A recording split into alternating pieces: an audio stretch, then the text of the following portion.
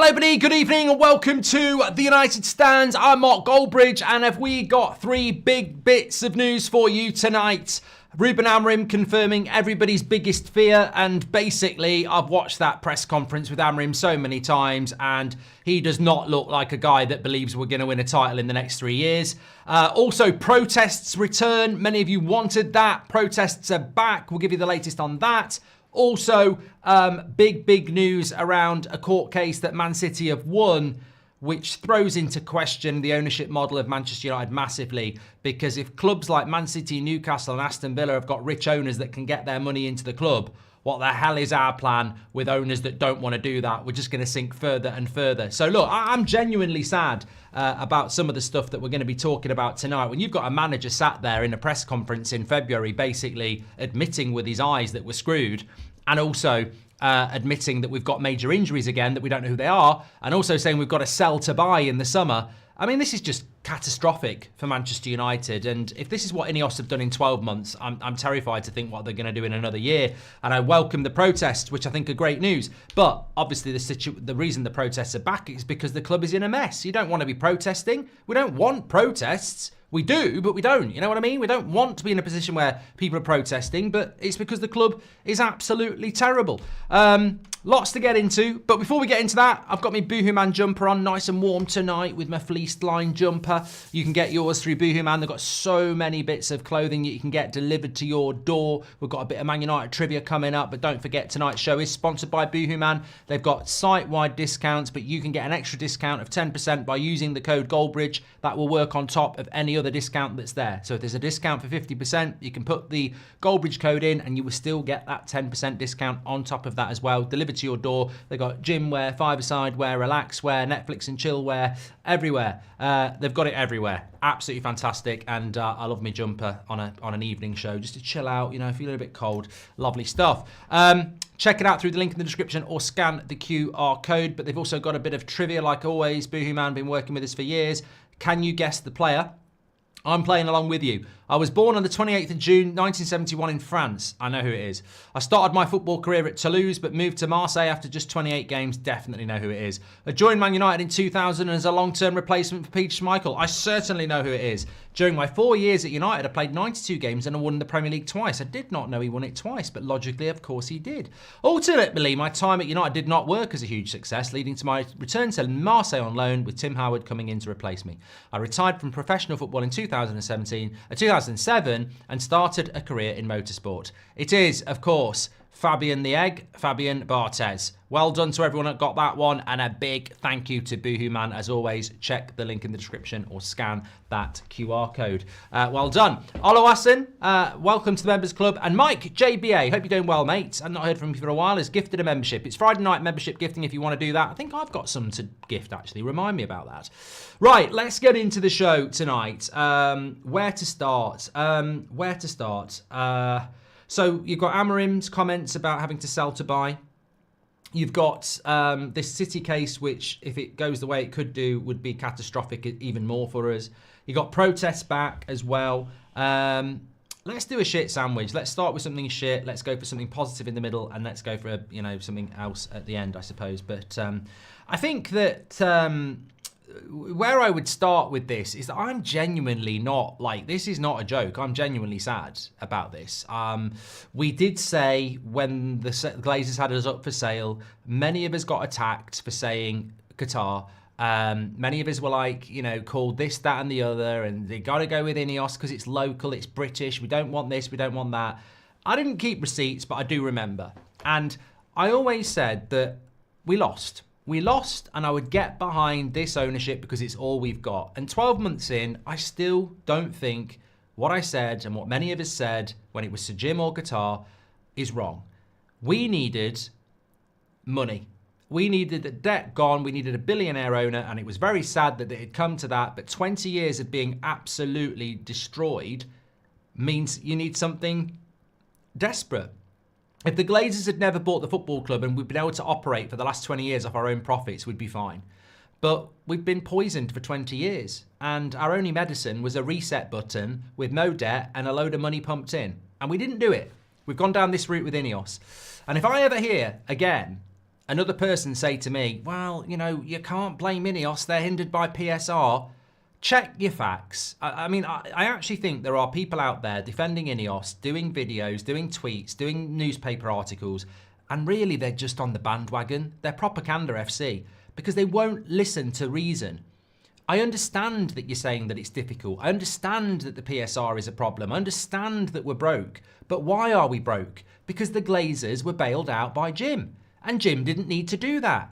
And PSR is in the mess because we pay interest on debt to tens of millions of pounds every year. And these people won't listen when you say, if we weren't paying interest on debt, would we be fine to buy players? Yes. Are the Glazers the reason we're in this position? Yes. Who saved the Glazers? Ineos. End of story. That's it. And they can't argue with that. They try and justify it, but they can't argue with that. They can't argue with it at all. But look, you've got Ruben Amorim confirming our biggest fear in his press conference today. And I don't know whether you've watched that press conference yet, but OMG. It was so, what is the word it was? It was, I enjoy Amorim's press conferences. I think he's honest. I think he's ambitious. For the first time, I watched him today and I thought they've got him. They've got their claws in. You know, he looked like, revealing, yeah, depressing, soul-destroying. Yeah, all these are good words. Somber. Yeah, all these words, absolutely, you're nailing it. He looked like a guy at a funeral who was trying to hold it all in. He looked like a guy, you know, there's a great song, Bright Eyes by Art Garfunkel, and it's like, how can the eyes that burn so brightly suddenly close and fail? And that's what I look at Amorim, like the fire's gone out in the eyes. It's just the light has gone out. And I always said with Ranić and with Amorim that you can read them. They say one thing, but they mean something else. And when he said, what was it he said? When he said, here it is simple to do something, we need to sell players. There was nothing in him that was like excited, optimistic about that. It was almost like, if I want to buy players, I've got to sell players. So if I want to bring in Quenda, I've got to get rid of Garnacho or Mainu. And that's, you could see in his eyes, that's the issue he's going through. He's like, if I want to bring in these players that are going to make us better, I've got to get rid of these players that will make us better as well. I've got to sell to buy. I am Everton. I need certain things, but to get them, I've got to sell things I want as well. And we're sat in February, and he is reading out Ineos and Glazer nomics to the fans. He is now the mouthpiece for them. Because, and I don't know whether anybody else realised this, but he's always been the mouthpiece for Ruben Amorim. He's always had a relationship with the fans. It's always been really honest. And today was the first day where he was actually delivering Glazer-nomics PR. He was the face of sell to buy. And part of me just was like, I don't know where we're going now. He was our only hope. He was the guy that was honest with us. He was the guy that had a relationship with us. And now he sat there answering an honest question. You know, I'm not saying anything wrong with that. He was answering an honest question, but he is actually our only hope, and he is delivering their message now. You know, that should be coming from Barada. Barada should be doing that. So Jim should be doing that. They should be fronting up as the people that have decided this path, not the manager. Jose Mourinho said this. At Man United, you're the CEO, you're the director of football, you're the owner, you're the head of communications, you're the manager. And here we are again, the manager of Man United telling us that he's got to sell to buy. But it's not him. There's no manager in the history of football that goes, I want to sell to buy. Nobody wants to sell to buy. This is a message from the top being read out from the manager. And I just thought it was a really depressing press conference, and one that, to me, betrayed the fact of the matter is that I just think we're in an absolute mess. And when he was asked about, can we win the league in 2028, he said, Our focus is to win the Premier League, and we can change everything in a few years. But in this moment, we're in a difficult position, but we need to work every day and focus on little steps. And again, I think, some people read that we can win the league by 2028 because he said our focus is to win the Premier League. But listen to what he said. At the moment, we're in a difficult position and we need to work every day and focus on little steps. Little steps aren't going to win us the Premier League. We need to make huge, giant strides, and we're talking about little steps. I think the football club is in any negative words you want to talk about, and obviously it could get a lot worse. I'm actually scared of what the summer could be. I think with no Europe, it's oblivion. I think with Europe, it's still not going to be great. I think we're in big trouble. And as I said, I found it very depressing looking at Amorim today, because I think I do wonder. You're never going to find the truth, are you? But I do wonder, in a way, why he took the job. And we'll not know, but if he knew all this, like Ineos keep going, oh, the situation's really bad, like they didn't know it was this bad. I mean, bloody hell, if you've bought anything, due diligence checks everything. They know everything about our debt. They know everything about PSR. They know everything about FFP. They know everything. And they sort of like are going, well, we didn't know. We did know. But the same with Amorim. Surely there must have been... Has he been lied to? Is the situation worse than he thought? Did they say there'd be money to available? Or was he actually told that you're going to have to come in and sell good players to bring other players in? Look, some managers are egotistical. Matthew Gartel says it's ego. Some managers are. I mean, and I've got to be honest, if I was a manager at Sporting and Man United's job came up and they said, we want you now or never, I probably would do it. I probably would do it because I think, it can't be that bad. And then you get there and you go, bloody hell. But yeah, it's really, really, really, really worrying that he has said that today in February, we have to sell to buy. Because I look at it and I go, well, look, if you can sell Rashford, that's pure profit. But beyond Rashford, no one else is really bringing in any money, and 30 million's not enough. So you're talking about Garnacho and Rashford, or Garnacho or Mainu and Rashford to get it up to 100 million to be able to spend. We're being run like a business, and we've got to be self-sufficient, and that terrifies me. It really does. And I think that's just where we are, isn't it? And I just cannot see. Look, Arsenal are a very good team. They're going to probably spend a couple of 100 million. Man City are a very good team. They'll probably spend another couple of 100 million. Liverpool haven't spent anything under slot, so they've got everything from last summer and this summer, maybe a couple of 100 million. Chelsea, a couple of 100 million. Straight away, you're like, they're already better than us, a couple of 100 million. We're miles behind them, probably haven't got any money. How next? I was driving. Seb plays football on a Friday night. I was driving over to bring him back, and I was just thinking, and I thought, I genuinely think next season's going to be like this season. Like last season under Ten Hag, and we had all the injuries, and it was like, I was glad that season was over. We won the FA Cup. Let's never have a year like that again. I'm looking at it now, and I'm going, I think this season will be next season. I really do. Shenanigans says, we will spend 200 million in the summer, Mark. Mate, I genuinely wouldn't be so foolish as to allow yourself to think that, because anybody with a brain would go, you're talking out of your arse. That's just not there. That money is not there, because we just don't. Even if we had 300 million pounds in our pocket, which we don't at the club, because of the limitations of PSR in the last 3 years and what we owe on transfers and what we owe on debt and everything like that, you can already see that even if United... Look, Newcastle owners are the richest people in the world in football. But they can't spend it because revenue, FFP, PSR. So we can't spend £200 million. It's just not possible to do it. There's a bit of fluctuation around qualifying for Europe, not qualifying for Europe, selling players. If you sell £200 million worth of players, you can spend £200 million. But that's why Amorim is saying we've got to sell to buy, because selling players is the only way to create room to buy. If you want to spend 90 million, you've got to find 90 million of player sales on the books to go, look, there's 90 million gone.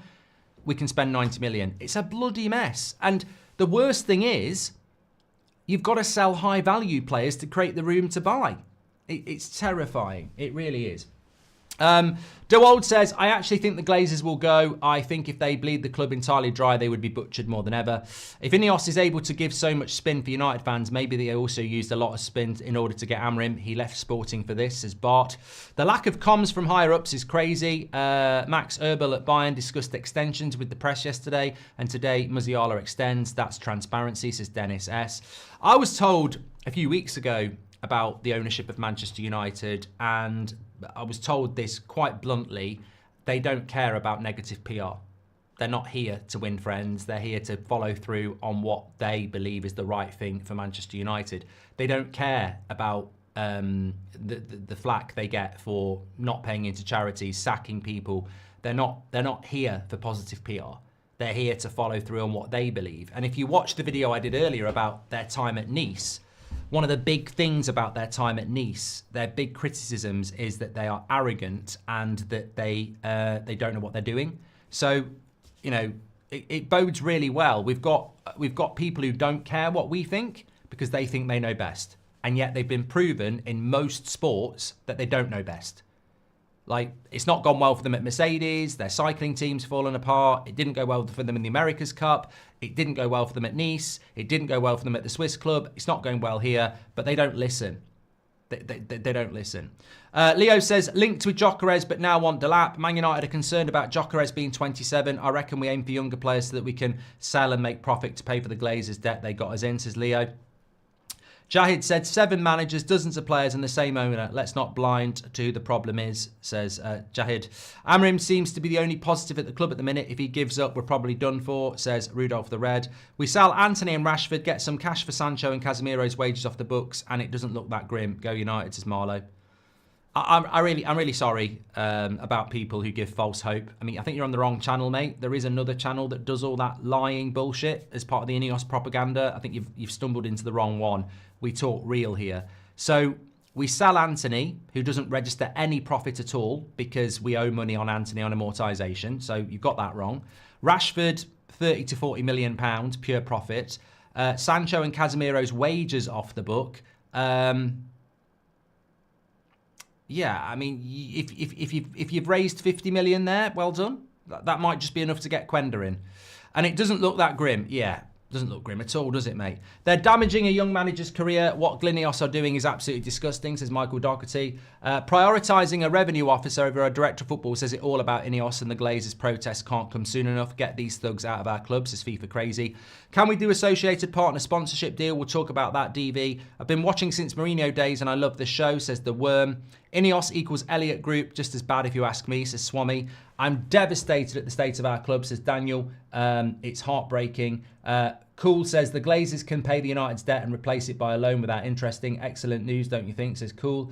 Rudolph the Red has gifted a membership, and honestly, why did Ineos buy the club? They've got no power, and Joel Glazer is still making the decision, says Naf. The Beast says, can you see a scenario where Amorim decides to walk if there isn't a platform where he feels he can succeed? He may think he is better off going rather than staying. I think he'd be sacked before he walks, mate, to be honest with you. I thought you were doing a watch along, says Freddie. Nah, I just couldn't be asked in the end. I'm doing 2 tomorrow. When did Everton win the Premier League exactly? That's us, says Parker. Thank you very much for that. Just a couple more to catch up, and then I'm going to talk about the protests and what this Man City case means for us as well. Manchester United have announced a new member of staff today. He's like head of partnerships or sponsorships or something like that. Bought in by PSG. I mean, yeah. Why doesn't Sir Alex speak out, says Trucker? He never has he? Sadly, we all need to wake up to the fact if we don't win the Cup or the Europa League, we will become the new Leeds United. This is now knife edge. It is, says Footy Mad Kev. What's the catalyst to get these guys out the club, says Kevin? And I'm starting to think Ineos are worse than the Glazers, says Brandon. And Churma says, Mark, would love your thoughts on this. Glazers/Ineos want to create a new story to build back Man United. They believe Amorim has the charisma to carry fans through the hardship. Would you agree? No. No, I don't think that's a plan at all. I think that I don't see a plan, mate. I don't see a plan because at this football club, we are not Nice. We won't put up with 5 or 6 years before you get some stability. I mean, Nice are third in the league at the moment, but it's taken them 6 years to get into the top 4, and they might not stay there next year. We're Manchester United. We're not actually in a position to just sit back and wait. We've already had 11 years of shit. We're not in a position to sit back and have another 5 or 6 years. It's very obvious the Ineos plan's going to take years, by the way. I think that's something people need to understand. Not only is this a business proposition to make money, it's also going to take years. Like years and years and years. It's another massive long project that might not work, but we won't figure it out for about 5 years. Amorim should walk, forget the millions. He has to keep himself relevant in the market. Sporting will take him in a heartbeat, or City after a couple of years, says Mojo. And we will never hear from Ineos or Glazers because they want us to turn on the manager. And eventually Amorim, better than as mentality, says Vacation. Thank you very much. Look, the protests are back. I want to talk about what so basically, Man City have won a court case appeal where APT, Associated Party Transactions, have been found to be unlawful. So in a very simple sense, if Man City wanted to put Etihad Airways on the front of their shirt and pay themselves £50 million a week, then the Premier League would say no. Basically, this sort of says, well, that's unlawful to say they can't do that. So at its very core, it could mean that Newcastle, Man City, who have ridiculously rich owners but can't necessarily get their money in, might just be able to find a way to get in. And if this leads where it could lead, basically the whole landscape of football will change, because anybody who's got rich owners who want to put their money in will be able to get it in. And anyone who's got owners who want to make money out of the club are just going to sink like a train, without a trace. So this would be catastrophic for Ineos and the Glazers, because they don't want to put money in. Somebody actually said online, this is great news because we could put Ineos on the front and they could just put £1 billion in. Yeah, they could have found a way to put money in already. Like, they didn't need APT rules to change. There are already ways Ineos can get money into this football club. Stadium rights are already there if they want. So there was already ways, and they haven't done it. I don't think that this is actually something that suits the ownership that we have, if I'm being completely honest. But I want to talk about that a little bit more in a moment, because obviously you cannot have your cake and eat it. You can't say, well, Ineos can just pile money in now, and yet they've got a manager saying we've got to sell to buy, and they already could be finding a way to put money in. So also, Ineos are in trouble. Look at what's going on with the New Zealand sponsorship, etc. They don't necessarily, and they have shareholders that might not want to put their profits into Manchester United. So yeah, it's not that easy. Protests are back. This is what you wanted, and I think you have to take this as a positive. The 1958 group have announced today that they're very angry, that they've been very patient. This has been building up for a long time. They've been planning it for a long time. And before Manchester United play Arsenal on March the 9th, there will be the return of protests. These protests are not particularly focused on one thing. It is a general frustration at the way the club is being run. Obviously, the increase in ticket prices are a factor in that, but it's not just about that. It's the general way the football's been run, the club is being run, and anger is the word in their statement that really jumps out. So, look, I think this is good. I think a lot of you want this. And again, it's an opportunity to start doing something. And I think there's a lot more that can be done. I think a lot of people always say, well, protests have been done before. Do they lead to anything? I don't know, is the honest answer, because if before those protests, does Sir Jim Ratcliffe shit himself and have a meeting with the 58 and then we go back to engagement that's never ever worked? I mean, everybody's entitled to have an opinion on things. The fan advisory board spoke to Sir Jim. He might have a meeting with the 58. He might have another meeting with the Manchester United Supporters Trust. He might have another chat with the fan forum. But personally, my feeling is there is no conversation to be had. What you're planning is very obvious. I mean, I don't think for 1 minute I'd ever be invited, or the United Stand would ever be invited into having a chat with Sir Jim Ratcliffe. But to be honest with you, I'd probably reject. Well, I wouldn't reject it because that'd be stupid. It would be selfish. But I'd embrace it. But there's nothing he could say to me that would make me go, okay, we've opened up the doors. I think United fans need to sort of wake up and be a bit smarter on this, that we actually do need to unite. We do actually need a plan, and we need to follow it through. Because negotiations or, letting the fire go out, this has happened every time in the last few years. So much good stuff was done. Protests, games were cancelled, but it all stopped because the Super League was abandoned or because the summer transfer window happened. And I think it needs to be sustained. It might take years and years, but Ineos are talking about years of cuts and years of their project. Why can't we have years of sustained owners out movement? I think and Paul says empty Old Trafford. It's probably impossible, but why not dream of that? Why not look at other things? There's a lot of sponsors of Manchester United, and they hate it when Man United fans start asking them why they're funding the Glazers and stuff like that. So there's a lot of look, if you imagine a Man United sponsor and they're getting a lot of emails and questions from Man United fans who say, we're not going to buy your stuff because ultimately all that money you put into our football club just goes to pay the Glazers' debt off. Why should Man United fans go and buy a Chevrolet? I know we're not sponsored by them, but why should Man United fans look at Chevrolet in a positive light when all that money you put in to try and get our eyes actually goes on debt repayment for the Glazers? So you're funding our misery, actually. Your sponsorship funds our misery. It's not funding transfers, is it? So there's all sorts of things that can happen, but I think it's a good start. I didn't necessarily know that these things were being planned, and I think it's really good because there is a lot of frustration at the moment. We are in the bottom half of the table. We are sacking good people. We are removing money from charities. We are increasing the price of tickets for Manchester United fans in our worst ever Premier League season, and there is no communication at all. So I think absolutely people should be angry. And if that anger leads to protests and it leads to other things, then I think we've all got to try and get on board with that, with one common thing. This is not about whether you think Rashford should be sold or, what you think about Rasmus. It's about one thing. And that's all we should talk about. We shouldn't talk about anything else. That's that one thing. But I certainly do not think there is any point in being in a position with Sir Jim Ratcliffe or Sir David Brailsford or Omar Barada where you get invited in and suddenly you go, oh, I've been invited in, because they will pay lip service to you.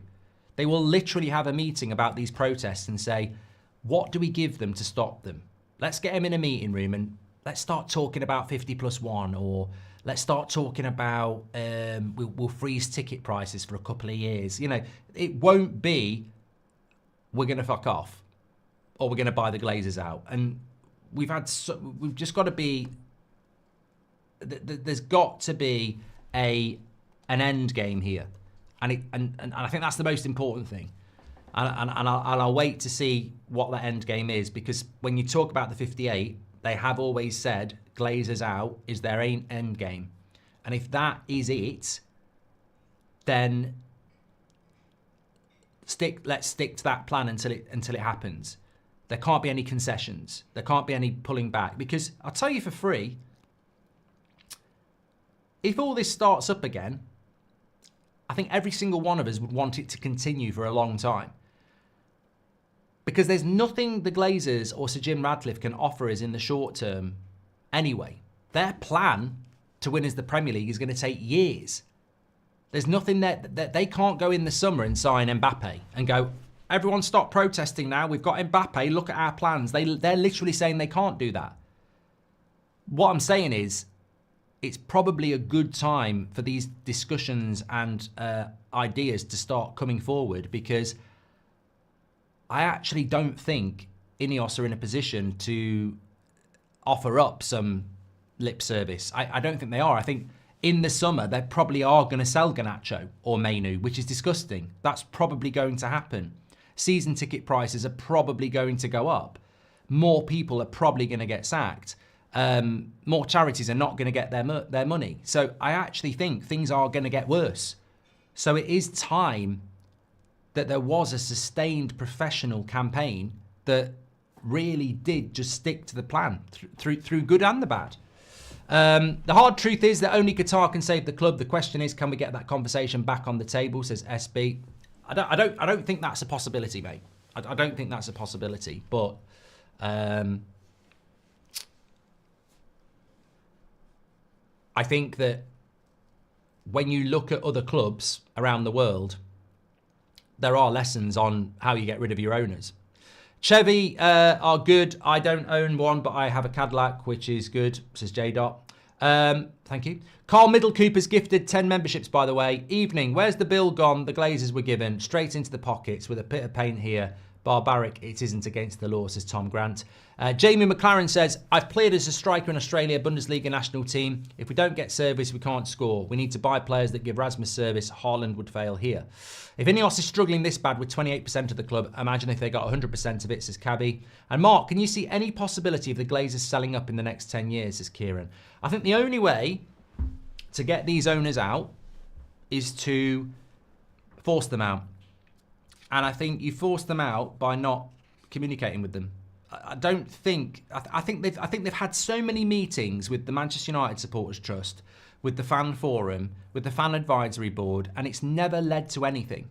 And I think the worst thing those people could do is get back in the room with Man United and start going, look, it's getting angry out there. Things could get out of hand. So what, I don't think those things. I mean, people are saying get games called off, this, that, and the other. It's very. I mean, the way the game got called off that time, I don't know whether that was the strategy or not, and it would be unfair for me to say whether it was or not. But it obviously was very, very effective. But look at how the media spun that. Man United fans were hooligans. You had Jermaine Genius sat on Match of the Day going, no, it wasn't on his phone. Don't worry, saying, I don't even understand why Man United fans are protesting. The Glazers have spent a lot of money. So that's what I mean. I think if you go down this road, you got to be willing to go down it and be tunnel visioned to the end, because the media won't necessarily support you. I mean, I actually looked around after Amorim's comments about sell to buy. I looked around today on social media, on YouTube, on all the newspapers, and nobody was having the conversation we're having now about how horrific that statement is from a manager of Man United who hasn't even had a summer transfer window to be telling us publicly he's got to sell to buy. I mean, this is worse than Van Gaal's first summer, Ollie's first summer, Ten Hag's first summer, Mourinho's first summer. Amorim's first summer is I've got to sell to buy. I mean, fucking hell. And still, you know what? I'm looking around, and most of the newspaper articles about Obi Martin trained with the first team. Oh, Obi Martin might start at the weekend. And I'm like, oh my God. Oh my God. Are they actually on the propaganda? Are they actually on a payroll here? Or are they actually naive? Like, our manager has basically just confirmed we are screwed. And people are talking about a 17-year-old, which we spoke about yesterday and said it's unfair to expect a 17-year-old to solve all our problems, and especially when he's not going to get any service. Not just Ineos, the Glazers were helped by the government, says Garthy. We're taking small steps, other teams are running, says Methane. I think that's a great point. As an analogy, that's the problem as well. The gap is getting bigger because we're taking small steps and everyone else is running. It's a great point. It sort of sums up one of my biggest fears is that we're always looking internally. We're always like, if we do this and we do this, in 3 or 4 years, we'll be able to win the league. But then you're not looking at what everyone else is doing. You're like, oh, if we do this and we do this and we do this, we could win the league. But they're doing this and this and this. Like 4 or 5 other clubs are building quickly, bigger, better from a stronger foundation. And we're going, if we do this little bit and this little bit and this little bit, we'll be this big and we might win the league. Oh, no, we're not. We're still 10th. I hate to say it because it's mercenary, but, and I did say it 2 years ago, I never really wanted what Man City have got or what Newcastle have got. I don't actually like that. I think it's It is mercenary to get billionaire owners who just want to chuck money in your football club, of course. But you also get to a point where if you don't... This is what I said 2 years ago, and a lot of you agreed with me. I don't actually want the Qatar, and it's unfair because Qatar is Middle East and so is Saudi Arabia and so is Abu Dhabi. But actually, imagine if it was Elon Musk in America. It's the billionaire thing. I don't really care about where the money's from. It's the billionaire thing. I don't actually like that. That might shock people. I don't actually like that ownership model because I'm old enough to remember in 2000, Man United were ridiculously self-sufficient. We were rich, very, very rich, and everything that was coming in was self-generated. Like, it was unbelievable. And then the Glazers got hold of us, piled debt on us, and everything we earned went on their debt. So if we'd never had this debt and this ownership model, we'd have had 25 years of hundreds of millions of pounds of profit going into our club, building a stadium, rebuilding a team. We'd have been absolutely sorted. So I resent the fact that we need a billionaire now, but that's because of the Glazers. There is no other way. The reason I and many others were like, well, the Qatari deal is the best deal, is because it got so bad. You can't say the Glazers have destroyed the club and then not acknowledge that we need a billionaire to come in and rebuild it. Like, they've destroyed it. They absolutely destroyed it. Everywhere you look, new stadium, squad, morale, everything is completely and utterly broken. But then you've got these idealists going, yeah, but we don't need a billionaire to save us. We'll just get a packet of plasters. Get a local guy from Manchester, give him some plasters and some glue, and he will rebuild it because he's from Manchester. And that's basically what people voted for, because they don't want the billionaire thing. I don't want the billionaire thing. I know it's mercenary, but it's also realistic to the situation. We are broken into so many pieces. It needs sweeping up, putting in the bin, and rebuilding with a reset. But some people think, no, I don't want that. I want to try and rebuild the mess. That's what Ineos are trying to do, by the way. They are trying to rebuild the many, many pieces of broken parts at Man United, and it's just not worth it. It's not worth your time. It's flawed. Imagine Man United is just shattered, bits everywhere, and it's all mixed up. And you've got to try and build it back bit by bit. And you don't know where that bit goes. You don't know where that bit goes. You don't know whether you've lost some bits as well. That is basically what Ineos are saying. We're going to build everything back with the Glazers broke. With the Glazers, they might smash it again at any point. It was just a silly idea. We needed to rebuild, and we needed a reset. And I think if the protests are going to start, I think there needs to be a lot more as well. It needs to be sustained. It needs to be motivated with an end game to end this madness. And you know, maybe Sir Jim Radcliffe gets on board and goes, I need to get the Glazers out as well. I need to find a way to own the club. And maybe that is a solution. I don't know. I'd have been on board with Ineos were going to have 25% for 2 years. In 2026 they were going to get all the club, because that was a lie that we were told by certain people as well. But that's not the plan. He's not planning on buying the rest of the club. He's not planning on pumping his own money in. He wants to rebuild it with the Glazers bit by bit with a bit of glue, and I just don't see it. And when you've got a manager there who looks depressed, talking about sell to buy, I mean, Ruben Amorim's not thick, is he? And if we're sat here going, look, if I'm the manager of Man United, before I talk about the Man City thing, if I'm the manager of Man United, right, and I'm being told I've got to sell Garnacho or Mainu if I want to buy Quenda, and I know that's coming in the summer, and I know now in February I'm going to get beat loads of times before May, and then in the summer I've got to sell good players to get in players. He ain't stupid, is he? He's going to be looking at Arsenal, Man City, Chelsea, Liverpool, even Newcastle, Villa, Forest, Bournemouth. He's going to be looking at all those clubs and going, every single one of them are in a stronger position than me now, And every single one of them is going to have a stronger financial position than me in the summer. So if they're stronger than me now in February, and they're going to be stronger than me in the transfer window, how the fuck am I going to get ahead of them in next September? And he will know that now in February.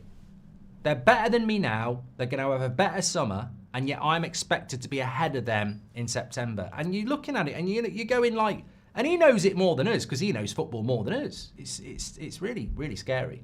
We're taking small steps, others are running, says Meath End Men. Thank you very much for that. I'm beginning to question if these leechers actually want to fix the club. If they do, they're trying to put band-aids on broken bones. It's not enough, says Brandon. Look, I did the video about that land in the regeneration area that is smack in the middle of it.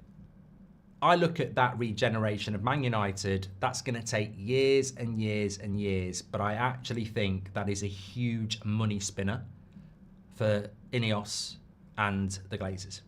I think that regeneration with the government's money or whoever's going to fund it and the rebuilding of Old Trafford to a 100,000-seater stadium, they just see that and their eyes light up. But that's going to take years. What's going to happen to Manchester United Football Club in those years in between? It's depressing that I don't see us doing anything for years and years and years. I really don't. Sell to buy, says Alex. So keep the deadwood and bring in other players that will suffer because they have to make up for the lack of squad depth and commitment, says Alex. Lucian's been a member for 2 months. Only way to get attention from the owners is few pitch invasions. That way they will start getting serious, says Zaki. Mate, somebody said it to me about 5 years ago, and it's absolutely true. If you could half empty Old Trafford for 2 home games, the owners of Man United would bend over backwards to speak to fans in no time. We're not employees of that club. They need our money. But it's the ability to hurt them in the pocket. It's so difficult to organise. But any club in the Premier League, if you halve that attendance for 2 home games, it's massive amounts of money. I read somewhere that Spurs, when they hosted an NFL game, I think it was definitely $1 million, it might have been more, in revenue for one game. One NFL game at the stadium, the London Stadium, was £1 million. It's a lot of money.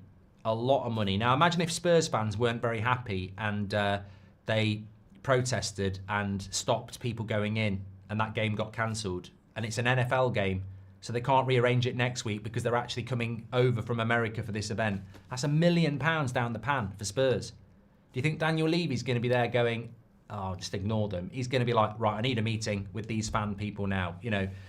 And it's harsh, but when people won't listen, you've got to make them listen. To be honest, this is all the English government's fault for allowing this to happen to their domestic club. It's not just for the bad of Man United, but it's bad for all, says Frank. It's been a while, says Mike Calvert. How you doing, Mike? We need a miracle. I can only think there's some covert plan we know nothing about to get us out of this TV rights deal.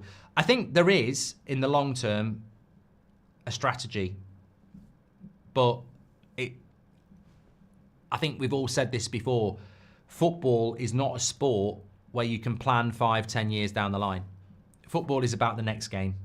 It is, isn't it? Like, it's the next game. You can be absolutely shit in one game. You can score a goal in the next game, and you're a hero, and people forget. So, yeah, it is massive. Jamie Jackson's just put something out here. Manchester United sent out the following email to all staff tonight. We are aware, this is interesting. So this went out to all Man United staff on Friday evening. And I tell you what, this confirms exactly what I've said to you. People working at Man United have had enough. They're unhappy. They're the same as you and me. A lot of them are Man United fans. Some of them will be watching this show because they just love Manchester United. They're in fear of their job. Morale is rock bottom. Anybody who's been to work at a place where, you know, you might lose your job or they're making cuts, doesn't matter how good you are at your job or how motivated you are, if you don't know that you're safe, it's a horrible place to work. So this is an email that's gone round. Jamie Jackson in The Guardian has obviously got hold of it because somebody at the club has probably passed it to him because they're like, I don't owe this lot any money. And look, there's a lot of people in there who know people they've worked with, who they like, who've lost their job, and now they're looking for another job. So there's a lot of people. If your mate gets the sack, you're not loyal to your boss. You're like, every chance you can get. So there's a lot of leaks coming out of the club at the moment. So this is an email that's gone round to Man United staff. We are aware of media reports this week speculating on a number of issues relating to the club. We recognise this is unsettling for you all. In terms of what has been reported, there is no further information that we can share with you at this point. However, we will hold a team briefing on Monday the 24th of February at 2:30, during which we'll be able to talk to you further. It will come as no surprise that the club must explore every option, including reducing costs and raising revenues. There are no final decisions currently. So, I mean, what a fantastic email to get on a Friday night. Yeah, I know you've seen in the media that we might be sacking people, but no final decision yet. But obviously we do need to cut costs, so it probably will happen, and we'll tell you in 10 days. What a shit organisation. I mean, imagine that's your job. You know, rumours are going round that they're going to sack people.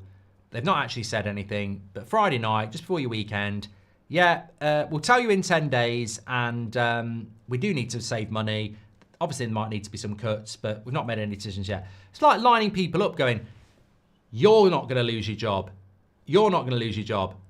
You're not going to lose it. It's like that scene from The Office, isn't it? It's absolutely shocking. VJ says, if Manchester United need to survive in this financial crisis, they should probably have scouting system, data-driven like Brighton. The way Brighton replaced the players is commendable. But we're not Brighton though, are we, mate? Like, Brighton don't ever finish in the Champions League spots. Brighton are never going to win the league. So even though you make a great point, we can't be Brighton. We're Manchester United. So we've actually got to be better than that. And we're not even Brighton. Trouble with Ineos is they're running United as their petrochemical business rather than a football club. They haven't learnt anything at Nice. Everybody needs to check that video out I did about Nice earlier on. I can't remember what it was called, but warning why Ineos failed at Nice. It's only 10 minutes, but it actually is like very interesting in relation to mistakes they've made. If I was a top player, United would be the last player I'd go, says Chris. Poor management and media coverage. I'm worried about future transfers. I'm beginning to question if these leeches... I've done that from Brandon.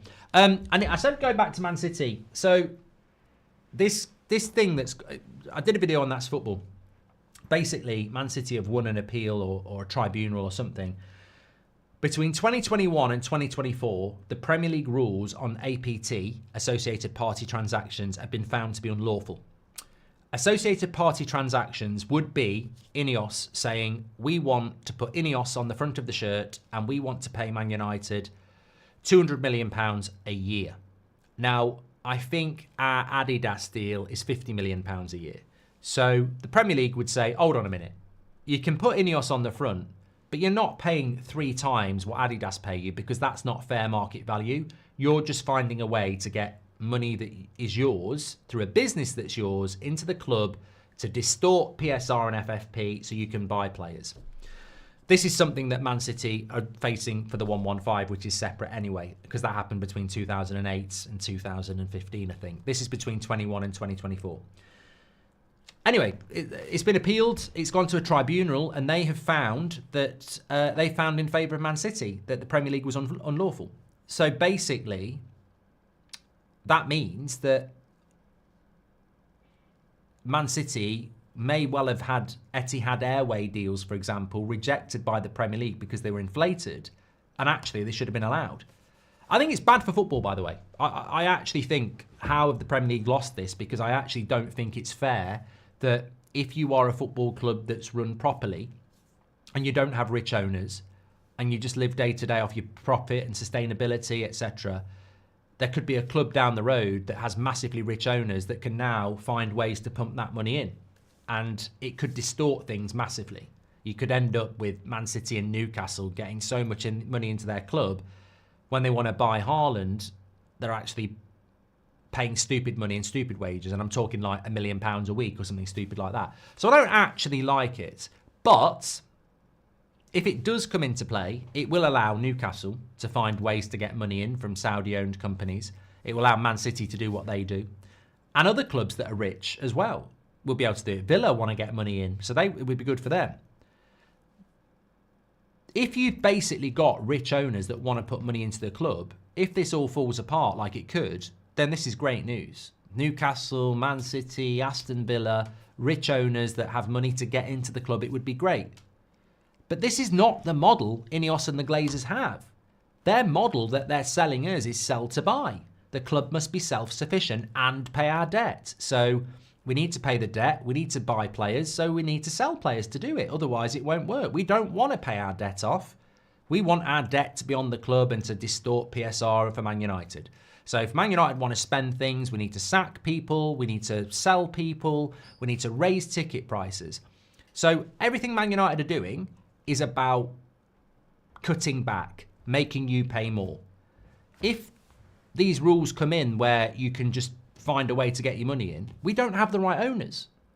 We don't actually have the right owners for this to work. So it worked really well for Newcastle, but it'll work really bad for us because the Glazer Ineos plan is for the club to pay for them. It's not the other way around. The Glazers have never put a pound in, and Ineos don't own the club anyway, but they're not going to put money in either. So things could get a lot worse if this goes through, that you can put money into the club as a rich owner through your own businesses, and you can put a lot in. Because that's not our model. And there's, again, people tonight defending Ineos going, well, they could just write a cheque for 300 million and sponsor the stadium. Well, they could, but that's not what they're doing. That's not their plan. There are ways they could get money into the club now. Not 300 million, but they could do a stadium sponsorship, Old Trafford, supported by Ineos. Just put a neon light up. Probably get £20 million into the club a year, easily. But they don't want to do that.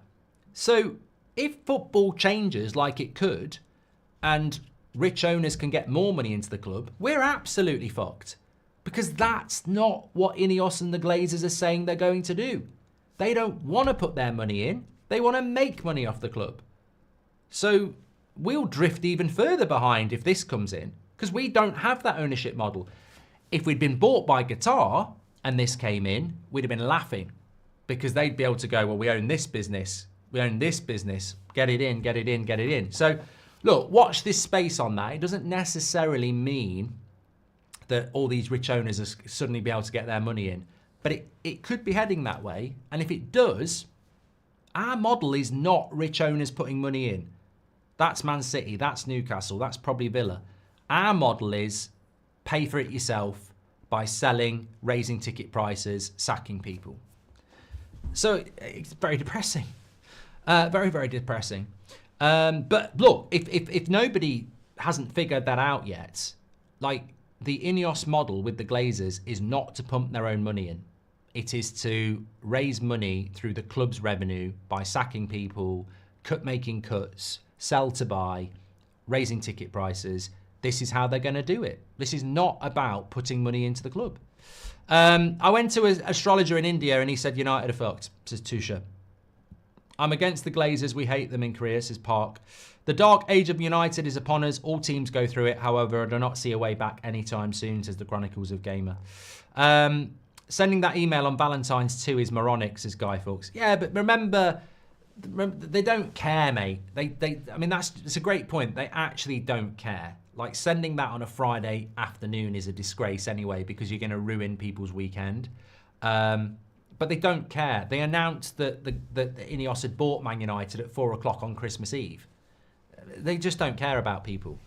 We need 3 midfielders and we will improve, but United will buy a striker and a centre-back, says Tusha. Razzler says, trouble with Ineos is they are running the United. They've done that one, haven't we? There we go. I just want to check if I can give out some memberships, actually, because I don't know whether I've done it this month, and it would be nice if I could. So bear with me. If you've stayed late, make sure you smash a like on the video. Okay, let me go there. Memberships. No, don't want to do that. Membership gifting. Oh, that's not it either.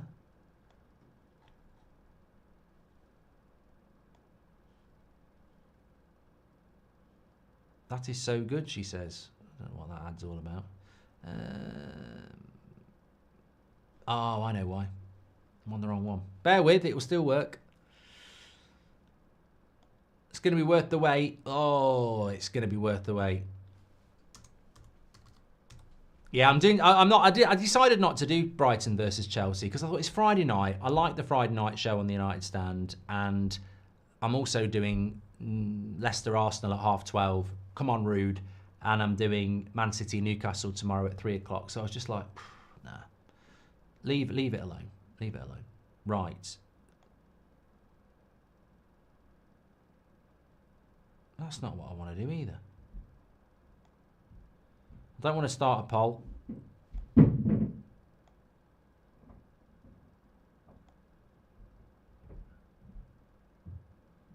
Yeah, here we go.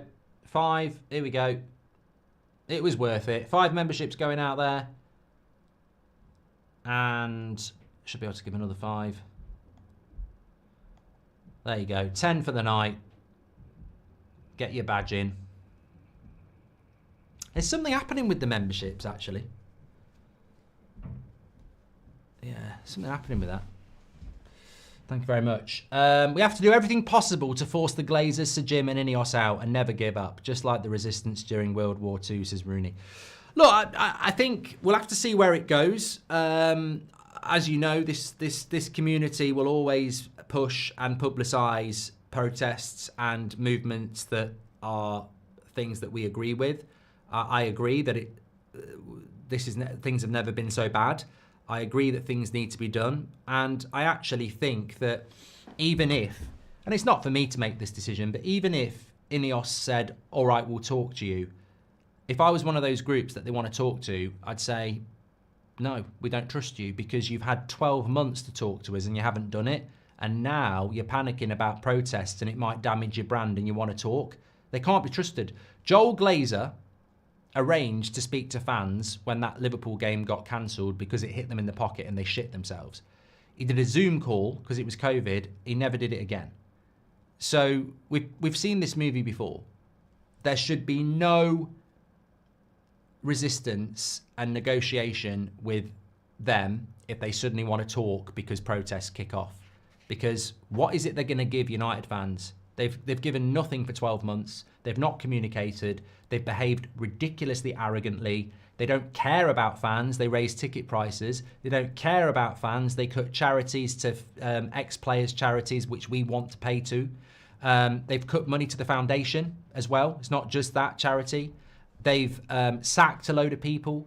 They're going to knock Old Trafford down, which I still, and I think 50% of us don't agree with.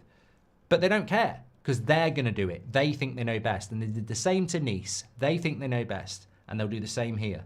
So if they suddenly decide they want to talk to fans, maybe they should have spoke to fans over the last 12 months. So, yeah, they're in bed with the Glazers. And at the moment, they can't be trusted. And let me just leave you with this. Anybody who keeps justifying, well, they've got to do it. They've got to do it. What else do you want them to do? It was always going to be difficult. Just get this mantra in your head. PSR kills us because we have to pay interest on the debt. And it's a lot of money. If we didn't have to pay that interest on the debt, we could buy players. The reason we have to pay interest on the debt is because the Glazers put us in debt. And the reason the Glazers are still here is because Sir Jim Ratcliffe bailed them out. So there is no sympathy. There is no, we have to make hard decisions. The circumstances are because Ineos bailed out the Glazers and the Glazers screwed this club over for 20 years.